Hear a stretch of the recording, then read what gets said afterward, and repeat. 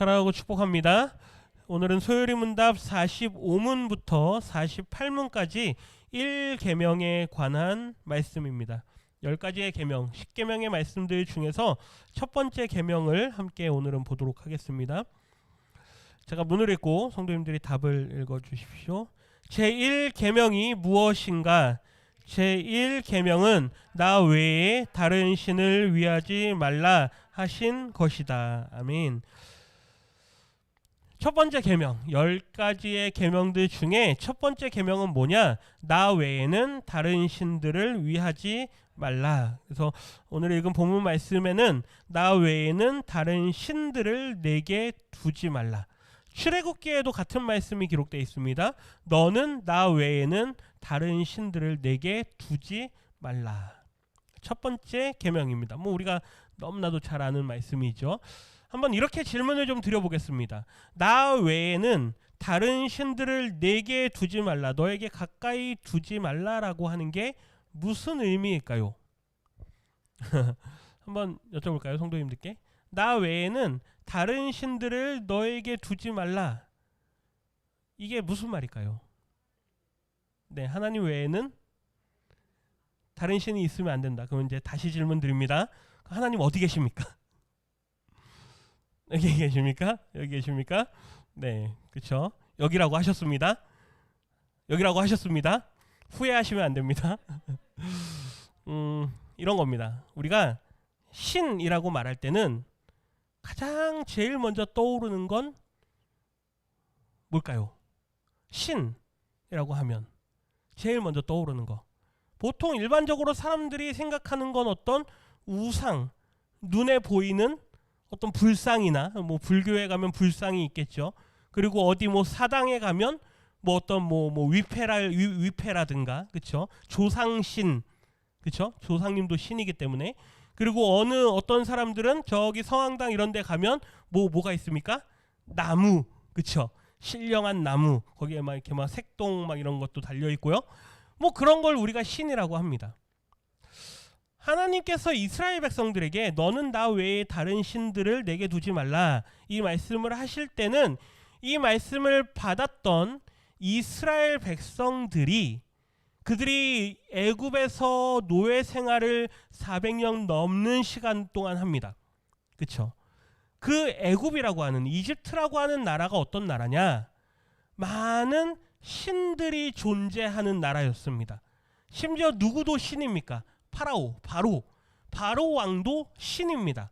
근데 바로 왕만 신이 아니라 하늘의 해와 달과 별, 지난주 말씀처럼 하늘의 해와 달과 별을 만드신 분이 하나님이신데 그거를 보면서 마음이 미혹이 돼서 뭘 만듭니까? 신을 만들죠. 그걸 신으로 삼습니다. 그들이 400년 넘는 시간 동안 살았던 그 애굽이라고 하는 땅이 우상으로 가득 찬 땅이었습니다. 그러니 거기서 400년 동안 살았던 그들의 삶에 뭐가 많이 있었을까요? 우상이 많이 있었겠죠. 그들의 삶에 우상이 되게 가까웠던 사람들입니다. 그런데 중요한 건 그들이 가나안 땅으로 가야 되는데, 약속의 땅으로 가야 되는데 그 땅에도 뭐가 많은 땅일까요? 우상이 많은 땅입니다. 그들이 살았던 애굽 땅이나 그들이 가야 할 가나안 땅이나 모든 그들이 가는 곳들이 우상이 많은 곳들입니다. 그러니 하나님께서 너희 눈에 보이는 그 많은 우상들에 너희의 마음이 빼앗기면 된다, 안 된다? 안 된다. 너희들이 살았던 곳에서 갖고 있던 그 우상들도 다 버려야 하고, 너희들이 앞으로 가서 살게 될 가나안 땅에 있는 모든 우상들도 다 버려야만 한다. 그래서 하나님께서 여호수아에게 말씀하시죠. 가나안 땅에 들어가거든 그 땅에 살고 있는 모든 사람들을 다 뭐하라? 제거하라. 짐승도 남겨놓지 마라. 어린아이도 남겨놓지 마라. 다 진멸하라. 왜 하나님께서 이렇게 잔인한 말씀을 하실까요? 그렇죠? 자비를 좀 베푸시지.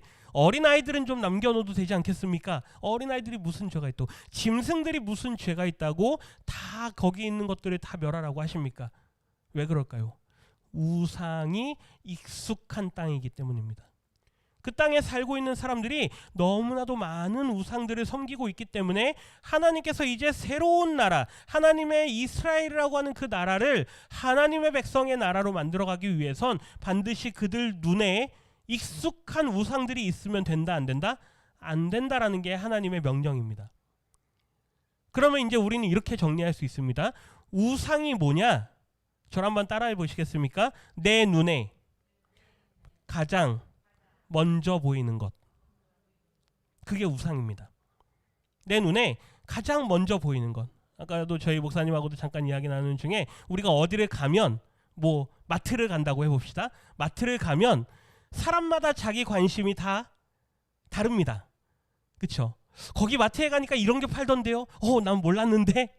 왜 그럴까요? 내가 관심 있는 것만 보기 때문에. 그게 내 우상이라고 보시면 됩니다.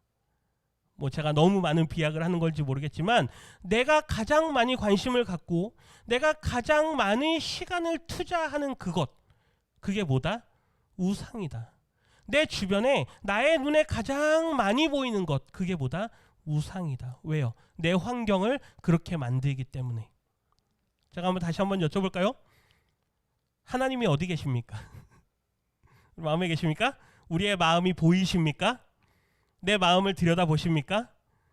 물론 우리는 하나님은 내 마음에 있습니다 라고 말하죠. 그런데 그거는 자기밖에 모릅니다. 그렇죠? 내 마음에 정말 하나님이 계시는지.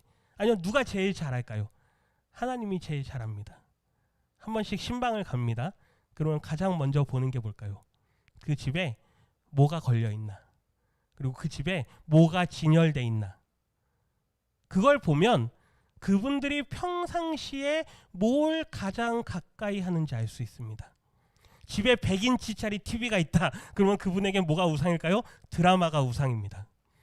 여지없습니다. 아유, 지금 드라마를 봐야 되는데 예배를 가야 되나 말아야 되나. 늘 갈등이 있습니다. 공감이 되십니까?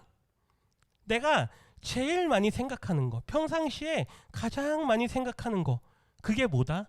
우상이다. 나 외에 다른 신을 내게 두지 말라라고 하는 건 하나님은 우리 마음에 계십니다 라는 걸 하나님이 말씀하시는 게 아닙니다. 그거는 어린 아이들한테 가르치는 말이죠. 삶을 살아가시는, 인생의 삶을 살아가시는 우리 모든 성도들에게 중요한 건 뭐냐? 내 삶의 모든 영역에 하나님이 계시냐 안 계시냐, 이걸 볼 수 있어야 된다는 얘기입니다. 가장 첫 번째 1문, 우리가 십계명의 가장 첫 번째, 너는 나 외에 다른 신을 내게 두지 말라, 이 말씀을 우리는 너무나도 잘 알고 있고 너무나도 쉬운 말씀이기 때문에 가볍게 넘어가지만 사실 제일 무거운 말씀입니다. 한번 우리 주변을 한번 둘러보십시오. 내 한 주간의 삶에, 내 한 주간의 삶에 모든 영역에 하나님이라고 하는 분이 존재하는가? 하나님은 늘 우리와 함께 하십니다. 맞는 말입니다. 그런데 정말로 24시간 한 주간 7일 동안 내가 세상을 살아가면서 얼마나 하나님을 바라보면서 살아가는가? 어떤 사람들은 자녀가 우상일 수도 있고요. 어떤 사람들은 물질이 우상일 수도 있고요. 어떤 사람들은 부동산이 우상일 수도 있고, 그 우상은 다 다릅니다. 왜요? 우리 각자가 가장 많이 생각하는 게 다 다르기 때문에. 하나님께서 우리에게 너는 나 외에는 다른 신을 내게 두지 말라라고 말씀하실 땐 너의 환경을 변화시켜라, 이걸 말씀하시는 겁니다. 하나님, 나 여호와는 너의 마음속에 있는 여호와다, 이걸 말씀하시는 게 아니라 너의 환경을 바꿔라. 집이 어두컴컴하게 하고, 뭐 전기세를 아낀다라는 그런 이유도 있지만 집을 어두컴컴하게 하고 그 다음에 그냥 음산하게 하고, 이러한 분들은 그런 분위기 속에 살아가게 됩니다. 그러다 보면 나도 모르게 내 마음속에 우울감도 쉽게 찾아옵니다. 그러지 말란 얘기죠. 찬양을 틀어놓고 예배를 틀어놓고 유튜브로 우리 성경 말씀을 틀어놓고 불을 밝게 해놓고 그렇게 해야 내 마음이 밝아지기도 합니다. 근데 뭐 줄이고 아껴 쓴다라는 이유는 될 수 있겠지만, 그러다 보면 내 마음속에 위축감만 더 크게 들어오죠. 하나님은 우리의 마음속에 계시기 때문에 당연히 우리의 마음은 하나님으로 밝습니다. 그런데 내 환경이 어떠냐 이거죠. 바라기는 우리 성도님들의 삶의 환경도 밝게 하시기를 부탁드립니다. 혼자 있는다고 불 다 꺼놓고 계시지 마시고 불도 다 켜놓으시고 지금 그러신 분들 몇 분 계시죠? 그러지 마시고 불도 다 켜놓으시고 찬양도 틀어놓으시고 예배가 나오게 해놓으시고 아니면 내가 찬양도 부르고 내 환경을 하나님과 항상 함께하는 환경으로 만들어 놓으란 얘기죠. 그렇게 하나님과 동행하면서 만나를 먹고 구름기둥으로 불기둥으로 하나님께서 잠깐 모세를 데려가셔서 말씀을 주게 하시는 그 짧은 며칠을 그들이 견디지를 못하고 뭘 만들어냅니까? 우상을 만들어냅니다. 송아지를 만들어내죠. 이게 너희의 신이다. 하나님은 그걸 원하시는 게 아닙니다. 지금 모세는 하나님의 이 십계명의 말씀을 받으러 갔음에도 불구하고 이스라엘 백성들은 그 짧은 시간에도 그걸 만들고 있죠. 그게 우리란 얘기입니다. 우리. 그만큼 연약한 인생이 우리란 얘기죠. 46문 제가 읽고 답을 읽어주십시오. 제1계명이 명하는 것은 무엇인가? 제1계명이 우리에게 명하는 것은 하나님은 유일한 참 신이 되심과 우리의 하나님이 되심을 알고 승인하여 그대로 그에게 경배하며 영화롭게 하라 하는 것이다. 아멘. 1계명이 우리에게 명령하는 것은 뭐냐? 하나님은 유일한 참 신이 되신다. 여기 두 가지 단어가 있습니다. 하나는 유일하다. 그 다음에 또 하나는 참되다. 거짓되지 않다는 얘기죠. 그리고 그분 홀로만 거짓되지 않으신 분이시다. 그분이 우리의 하나님이 되심을 우리로 하여금 알아야만 한다라는 것이죠. 그리고 그것을 승인한다. 인정하여서 그대로 우리가 들은 대로 우리가 믿은 대로 우리가 인정한 대로 그 하나님께 경배하며 하나님을 영화롭게 하는 것. 1계명이 우리에게 명령하는 건 아주 단순합니다. 내 삶의 모든 영역에 누구로 가득 차게 하라? 하나님으로 가득 차게 하라. 그럼 이렇게 이야기하죠. 그럼 일은 언제 합니까? 맨날 예배만 드립니까? 공부도 해야 되고, 그렇죠? 우리 송병호사님 지금 열심히 공부하고 있습니다. 하루 종일 공부합니다. 아멘입니까? 네. 그 언제 예배 드립니까? 그렇죠? 반대로 해볼까요? 매일 공부하면 언제 예배 드립니까? 매일 예배하면 언제 공부합니까? 언제 일을 합니까? 일하는 시간도 있어야 되고 먹는 시간도 있어야 되고 내 삶을 살아가는 시간도 있어야 되고 때로는 즐기는 시간도 있어야 되는데 그런 거는요 시키지 않아도 알아서 잘합니다. 그렇죠? 그런 시간들을 이렇게 하십시오 저렇게 하십시오 말하지 않아도 그런 시간들은 알아서 잘 찾아갑니다. 그런데 한 가지 우리가 여기서 중요한 게 있는데요. 이 일도 누구의 일이다? 하나님의 일이다. 우리가 잘 아는 종교개혁자 칼빈이라는 사람이 한 말이 있죠. 우리가 하는 모든 일을 통해서도 누구에게 영광을 돌릴 수 있어야 된다? 하나님께 영광을 돌릴 수 있어야 된다. 내가 하는 공부도 누구를 위해서 하는 거다? 하나님의 영광을 위해서 하는 거다. 나의 유익을 위해서 하는 게 아니란 얘기죠. 내가 일을 할 때도 이 일을 하는 것이 누구의 영광을 위한 것이다? 하나님의 영광을 위한 것이다. 그래서 아까 아침 예배 때 목사님 말씀에 일을 하러 가면서도 하나님 뭐 합니다? 감사합니다. 그렇죠? 그리고 일을 마치고 집에 돌아오면서도 감사합니다. 이게 내 삶의 모든 영역에 하나님으로 충만하게 하고자 하는 하나의 노력인 것이죠. 오늘 우리에게 명하시는 건 그겁니다. 오직 하나님이 우리의 유일하시고 참되신 하나님인 걸 알고 그대로 믿었느냐? 그렇다면 그분을 매일의 삶에 경배하라. 매일 아침마다 문자를 보내드립니다. 그리고 그 문자를 보시면 하나님 앞에 감사합니다 하면서 기도로 하루를 시작하는 게 우리의 평생의 삶이 되는 것이죠. 주일만 예배하는 날이 아니고 매일의 삶에서 예배하는 삶이 그렇게 이어지는 겁니다. 제가 올해까지만 할까, 이걸 내년에도 할까, 아니면 평생 할까. 어떤 분들은 그걸 평생 하시는 분들도 있습니다. 매일 새벽마다 문자를 보내시는 분들이 있습니다. 뭐 어려운 건 아닙니다. 사실 습관이 되면 어려운 건 아닌데 중요한 건 이거를 하느냐 마느냐 그게 중요한 게 아니라 받았을 때 내가 이걸 보면서 하나님 앞에 얼마나 감사하면서 기도하는가, 이게 중요한 거죠. 보내는 사람들은 문제 없습니다. 중요한 건 누가 문제일까요? 받는 사람들이 문제죠. 아유 귀찮아, 또 왔네, 아침만 되면 또 문자가 왔네. 이런 마음이 있다면 그때부터는 이미 은혜가 떨어지기 시작했다는 얘기죠. 매일의 삶의 모든 영역에 하나님으로 가득 차게 하라. 솔로몬의 아버지는 다윗입니다. 다윗이 그의 아들 솔로몬에게 하는 말이 있는데요. 우리 28장 역대상 28장 9절 말씀 같이 한번 읽어봅니다. 내 아들 솔로몬아, 너는 내 아버지의 하나님을 알고 온전한 마음과 기쁜 뜻으로 섬길지어다. 여호와께서는 모든 마음을 감찰하사 모든 의도를 아시나니 내가 만일 그를 찾으면 만날 것이요 만일 내가 그를 버리면 그가 너를 영원히 버리시리라. 아멘.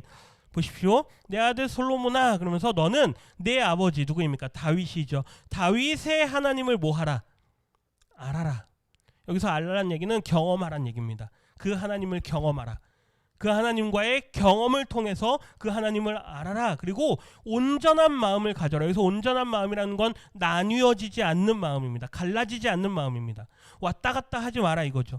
하나님을 한 분으로 알고 그 마음을 가지고 기쁜 뜻으로 하나님을 뭐하라? 섬기라. 세 가지를 명령합니다. 첫 번째는 하나님을 경험하라. 두 번째는 뭐하라? 온전한 마음, 마음이 나뉘어지지 않도록 힘쓰라. 하나님만 사랑하라. 그 다음 마지막으로 기뻐하는 마음으로 하나님을 뭐하라? 섬기라. 우리의 매일의 삶이 이래야 된다는 얘기죠. 이건 솔로몬에게만 하는 말이 아닙니다. 하나님께서 우리에게 하시는 말씀이죠. 첫 번째 하나님을 뭐하라? 경험하라. 경험해서 그 하나님이 어떠한 분이신지 맛보아 알아라. 우리 마트에 가면 시식하지 않으십니까? 시식하면 맛있다, 맛이 없다 판단이 되죠. 경험하라. 그리고 그 하나님을 내가 이제 알았다면, 경험해서 알았다면 마음이 나뉘어지지 않도록 굳은 마음을 가져라.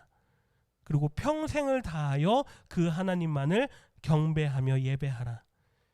왜요? 뒤에 이유입니다. 여호와께서는 우리의 모든 마음을 뭐 하십니다? 감찰하십니다. 이게 돼야 뒤에 있는 이 말을 할 수가 있는 겁니다.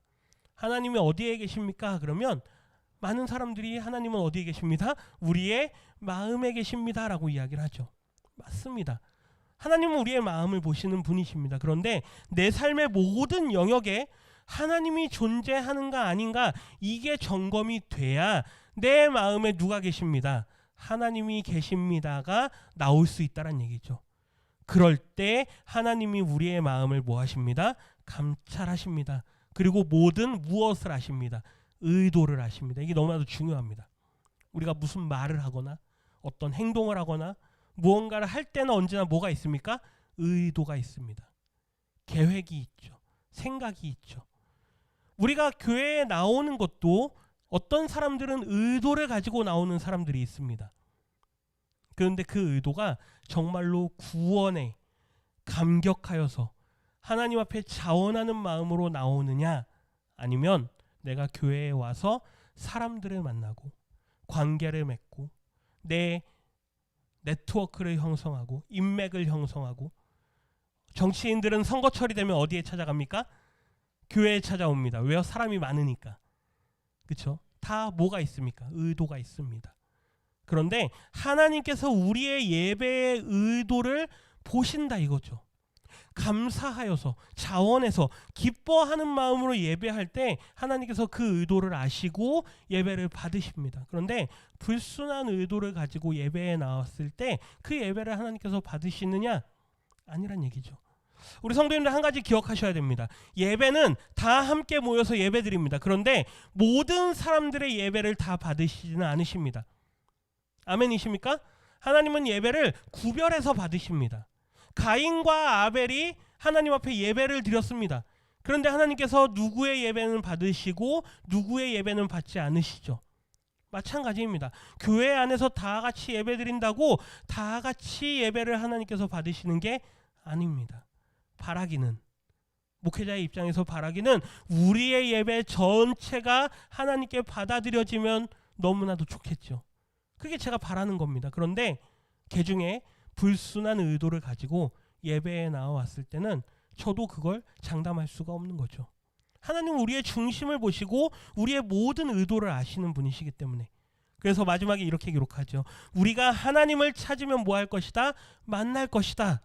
그런데 만약에 우리가 하나님을 버리면 하나님도 뭐 하실 것이다? 우리를 영원히 버리실 것이다. 우리의 의도를 아시기 때문에.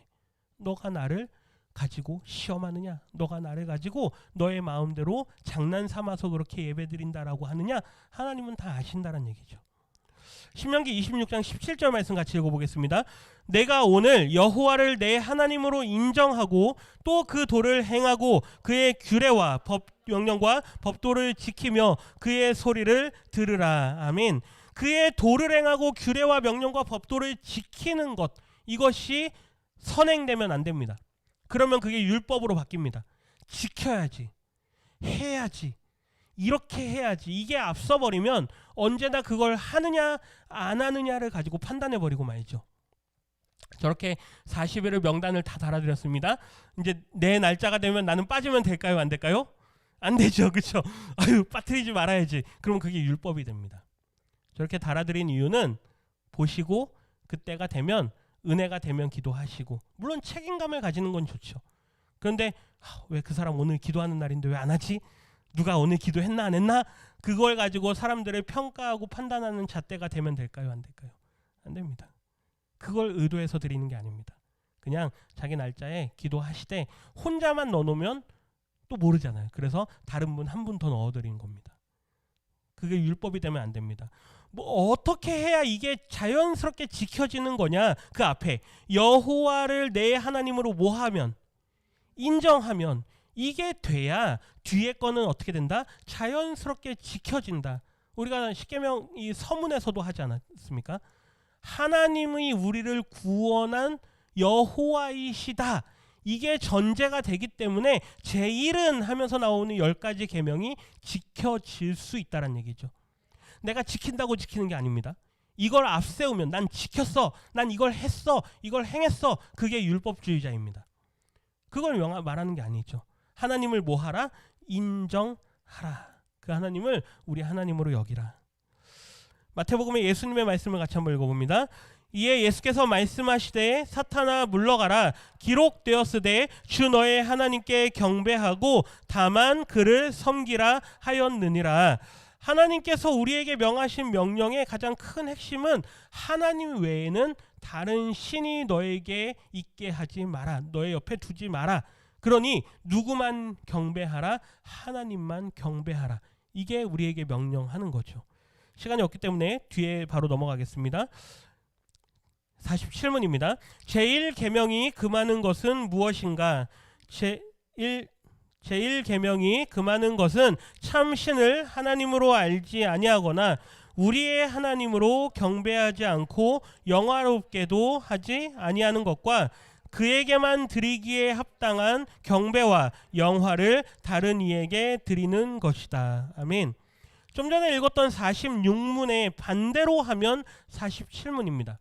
우리에게 명하는 것은 하나님을 우리의 참신으로 알라라고 하는 거죠. 그런데 반대로 금하는 건 뭡니까? 하나님을 우리의 하나님으로 알지 못하는 것. 하나님께서는 우리 모든 백성들이 하나님을 당신의 하나님으로 여기기를 원하십니다. 하나님을 모르는 걸 원하지 않으시죠. 모두가 다 하나님을 알기를 원하십니다. 그리고 우리의 하나님으로 경배하기를 원하시죠. 그럼 반대로 금하는 건 뭡니까? 하나님으로 경배하지 않는 것. 이걸 조금 더 쉽게 말씀드릴까요? 하나님을 마치 모 보듯이 하는 것. 그거 하지 말라는 얘기죠. 하나님을 모 보듯이 하지 마라. 우리가 뭐 많이 하는 이야기입니다. 만약에 오늘 이 예배에 만약에 대통령이 여기 예배에 참석한다고 한번 생각해 보십시오. 다음 주 주일에 대통령께서 이 예배에 참석해서 같이 예배드립니다. 광고를 합니다. 그럼 어떻게 해야 될까요? 뭐 한 주간 동안 난리가 날 겁니다. 막 청소하고 막 그쵸? 막 어디 뭐 흠잡힐 거 없나 막 난리가 날 겁니다. 벌써 막 띠띠고 저 앞에까지 나가가지고 막 안내하고 막 난리가 날 겁니다. 당일날 되면 막 식당부터 해가지고 막 어마어마하겠죠.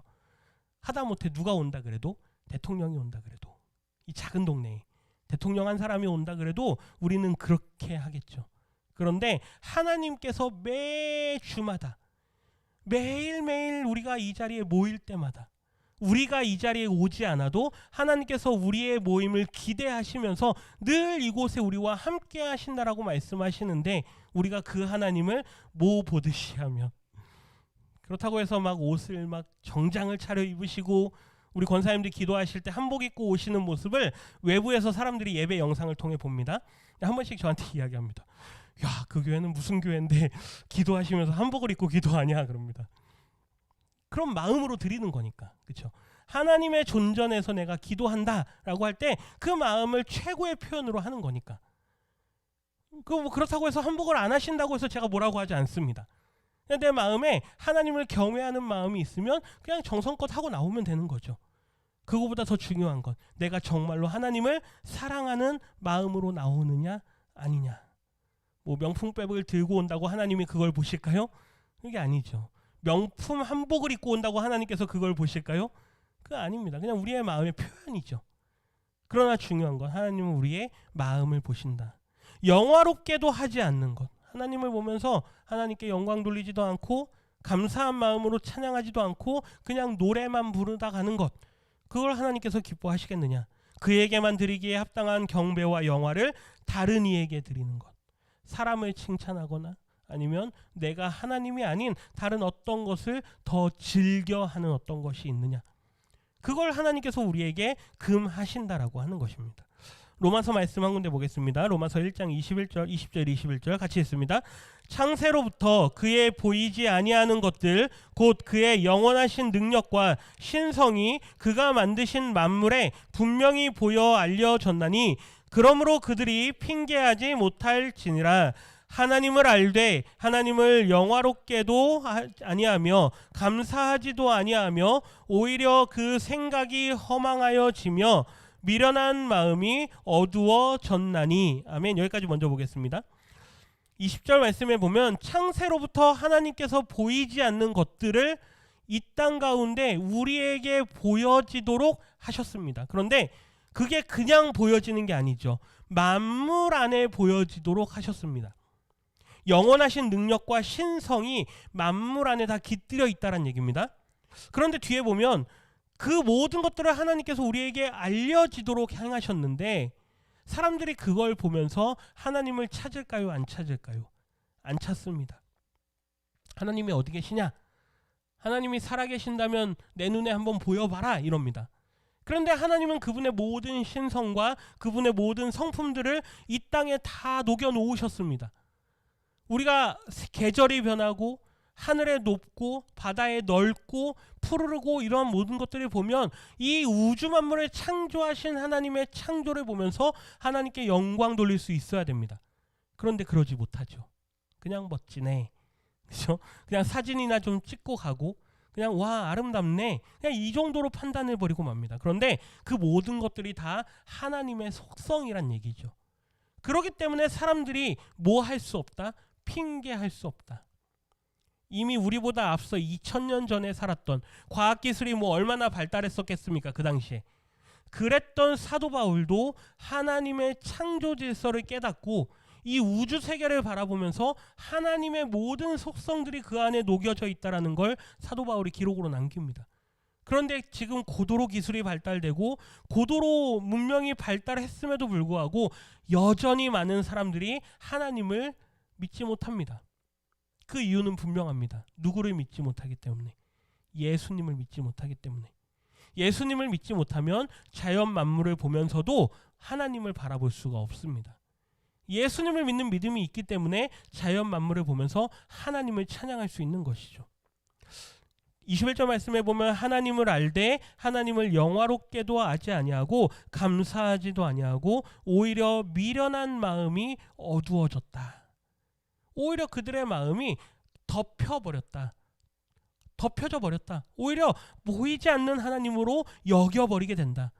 그렇기 때문에 사람들이 하는 말을 한번 보십시오. 나는 지혜 있는 자다라고 말하지만 그들은 어떻게 됩니까? 어리석은 자가 되어버리고 맙니다. 하나님 앞에 얼마나 그들의 지혜를 내세웁니까? 요즘에 AI 뉴스에서 많이 나오는 거 보실 겁니다. 저도 막 테스트 해보는데요. 영어로 이렇게 질문을 써서 물어봅니다. 그러면 대답하는 게 대단합니다. 자기가 이 세상에 있는 모든 지식 자료들을 다 종합해가지고 단 몇 초 안에 저한테 어마어마한 양의 답들을 내놓습니다. 그 기술이 얼마나 많이 발전했는지. 인공지능이라는 게 지금 대단히 발전이 돼 있습니다. 그런데 하나님 보시기에는 아무리 그렇다 해도 그게 어떻다? 어리석다. 그 하나님의 지혜를 따라갈 수 있겠느냐? 썩어지지 아니하는 하나님의 영광을 무엇으로 바꿔버립니까? 썩어지는 것으로 바꿔버립니다. 새와 짐승과 기어다니는 동물의 모양으로 우상으로 바꿔버리는 거죠. 이 당시에는 이런 것들이 사람들이 많이 섬겼던 우상입니다. 지금은 무엇이 우상입니까? 음식이 우상이 된 거 아십니까? 음식이 우상이 됐습니다. 얼마나 사람들이 음식을 쫓아다닙니까? 돈이 우상이 된 거 아십니까? 부동산이 우상이 된 거 아십니까? 자녀가 우상이 된 거 아십니까? 하나님보다 더 앞서 나가는 것들, 하나님보다 더 내세우는 것들이 다 뭐다? 우상이다. 하나님을 경배하는 게 아니라 돈을 경배하고 돈을 추구하고 물질을 추구하는 저들의 그 모든 마음들이 다 우상을 섬기는 마음이다. 시편 81편 말씀 한 군데 읽겠습니다. 내 백성이 내 소리를 듣지 아니하며 이스라엘이 나를 원하지 아니하였도다. 우리에게 금하시는 것은 하나님을 알고 인정하지 않는 그 죄를 범하지 말라라는 것입니다. 늘 하나님을 인정하라라는 것이죠. 그런데 내 백성이 내 소리를 듣지 않으려고 한다. 그런데 세상의 소리는 얼마나 즐겨 듣습니까? 누가 어디에 아파트 값이 좀 올랐대 그러면 그렇죠? 사람들이 막 반응하고, 누가 그걸 샀는데 그게 뭐 몇 배가 올랐대 막 그러면 거기에 반응하고, 누구 아들이 뭐 이번에 뭐 어디 좋은 데 들어갔대 그러면 또 막 그거에 또 막 반응하고, 얼마나 우리가 우상 삼는 것들이 많습니까? 그런 소리들을 듣는 데는 우리가 매우 빠릅니다. 그리고 금방 반응하죠. 그걸 하나님께서는 이렇게 말씀합니다. 저들이 나를 원하지 않는 것이다. 하나님은 늘 우리에게 말씀하시는데 그분의 소리를 듣는 것은 원하지 않는 우리의 모습. 매일마다 유튜브로 내보내드립니다. 그러면 그걸 즐겨 들으십니까? 네, 그렇죠. 대답을 안 하시는 거 보면 즐겨 들으셔야 됩니다. 네, 즐겨 들으셔야 됩니다. 그게 하나님의 음성이다라고 생각하고 들으십시오. 제 목소리는 아닙니다. 아주 좋은 목소리의 성우들이 읽어주니까 많이 들으십시오. 하나님의 음성이구나. 오늘도 나에게 주시는 말씀이구나. 그 중에 한 구절이라도 내 마음에 딱 박히는 구절이 있다면 그냥 그 구절만 묵상하십시오. 말씀 전체를 다 따라가기가 힘드시면 내 마음속에 오늘은 이러한 말씀이 들리네. 그럼 그 말씀을 많이 묵상하십시오. 그렇게 은혜를 누리는 겁니다. 내 백성이 내 소리를 듣기를 원하지 않는다. 얼마나 하나님께서 슬퍼하시겠습니까? 뒤에 48문 빨리 읽고 마치도록 하겠습니다. 48문입니다. 제1계명 중에 나 외에라 한 말씀이 우리에게 특별히 교훈한 것이 무엇인가?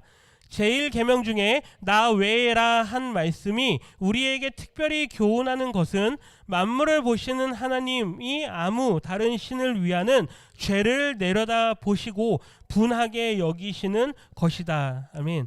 굉장히 무서운 말씀이죠. 하나님께서 나 외에라고 특별하게 말씀하실 때는 이유가 있다는 얘기입니다. 그 이유가 뭐냐? 내가 너희들을 보겠다란 얘기죠. 나 외에 다른 신을 내게 두지 마라라고 말씀하실 때는 내가 너희들을 보겠다란 얘기입니다. 너희들이 정말로 나 외에 다른 어떤 신을 너희들이 두느냐 안 두느냐. 너의 주변에, 너의 삶의 주변에 내가 아닌 다른 어떤 것이 나보다 더 큰 자리를 차지하고 있는지 아닌지 내가 보겠다란 얘기입니다. 시편 44편 20절 말씀, 21절 말씀 같이 읽어봅니다.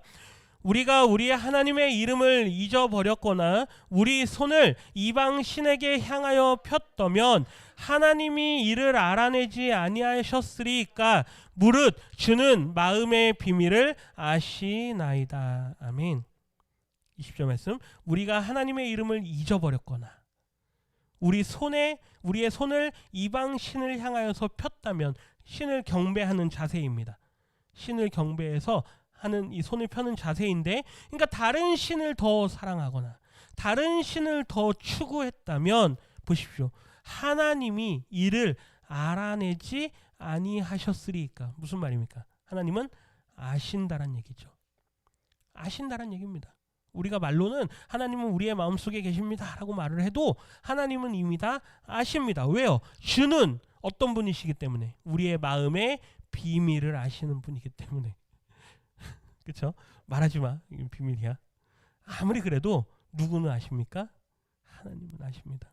우리가 뭐 서로 선속은 이야기하고 다른 사람한테 얘기하지 마. 누구 집사님한테 얘기하지 마. 비밀이야. 이렇게 해도 결국 누구는 아십니다. 하나님은 아십니다.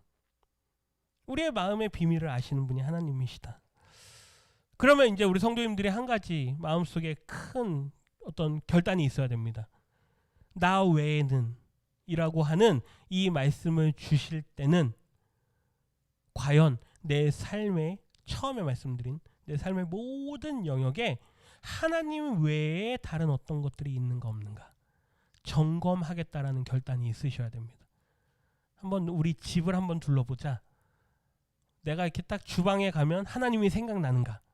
아니면 아이고 그릇을 좀 더 살까? 뭐 이런 생각이 나는가?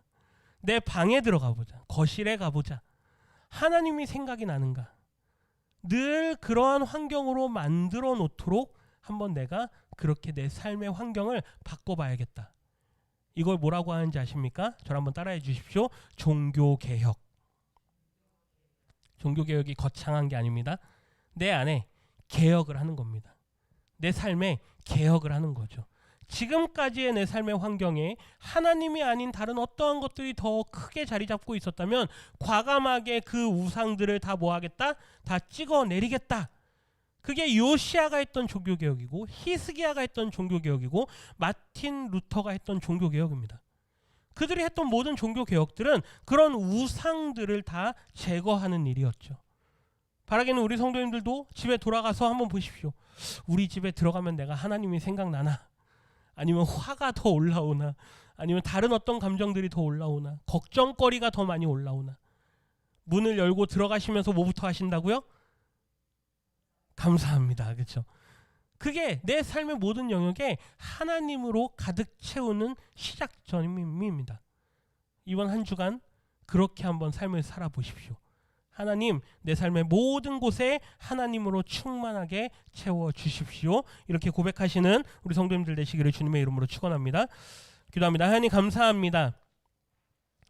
나 외에는 다른 신을 내게 두지 말라라고 말씀하신 하나님, 이것이 우리에게 힘들고 어려운, 지키기 부담스러운 명령이 아니라 우리가 하나님을 사랑하기에, 우리를 구원하신 그 하나님의 은혜에 감사하기에 자원하여서 기쁜 마음으로, 즐거운 마음으로 하나님을 섬기고자 하는 우리의 중심의 결단이며 또한 우리의 고백이 되기를 원합니다. 우리의 평생에 살아가는 동안 힘든 무거운 계명을 지키듯이 신앙생활하지 않게 하시고 하나님을 사랑하는 마음으로 하나님을 예배하며 하나님을 기쁘시게 하는 삶을 살다 보니 계명들이 내 삶에서 자연스럽게 지켜지는 그러한 은혜를 경험하는 우리 모두가 되게 하여 주시옵소서. 이 한 주간 하나님께 감사하는 우리가 되기를 원하오니 한 주간 모든 순간마다 우리의 삶의 모든 영역에 감사로 채워질 수 있도록 하나님 역사하여 주시옵소서. 감사드리며 예수님의 이름으로 기도드립니다. 아멘.